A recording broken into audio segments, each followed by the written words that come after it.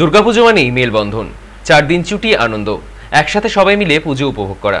আর সেটাই চোখে পড়ল দক্ষিণ হাওড়া বিধানসভার অন্তর্গত সম্মিলনী সার্বজনীন দুর্গাপুজো কমিটিতে। প্রায় 28 বছর ধরে পাড়ার মহিলারা এই সমস্ত পুজোর আয়োজন করে থাকেন।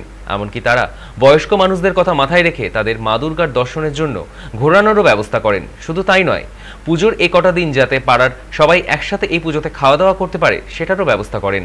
তাছাড়াও এখানে বিভিন্ন সাংস্কৃতিক অনুষ্ঠান হয়। এভাবেই হয়ে থাকে পুজোর 4টে দিন উৎসবের উদযাপন।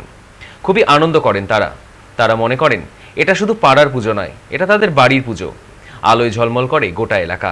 আর তাদের এই ভাবনার জন্যই সময় কলকাতার শারদ সম্মান পুরস্কার জিতে নিল হাওড়ার সম্মিলনী দুর্গাপুজো কমিটি।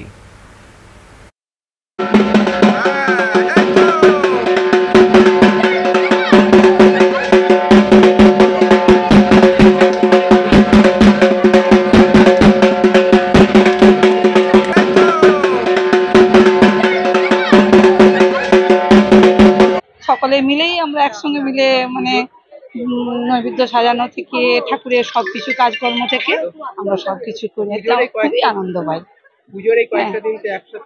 হ্যাঁ, মিলিত হই। আর খুবই মানে ছোট ছোট বাচ্চারা সব নাচ গীতি করে বা বৌমারা সব মানে সকলে মিলে খুব আনন্দ কাটি।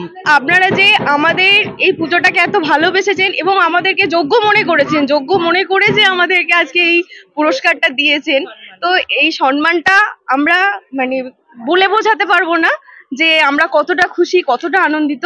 তো আপনারা এভাবেই আমাদের পাশে থাকুন যাতে আমরা আরো এগিয়ে নিয়ে যেতে পারি, পুজোটাকে আরো সুন্দরভাবে পরিচালনা করতে পারি। বাড়ির পুজোতে যেটা হয় সমস্ত নিয়ম মেনে হয়, আমাদের তাই হয়। সেখানে বড় ছোট কেউ নেই, সবাই সমান। তো আমরা খুব আনন্দ করি, খুব ভালোভাবে পুজোটা এনজয় করি।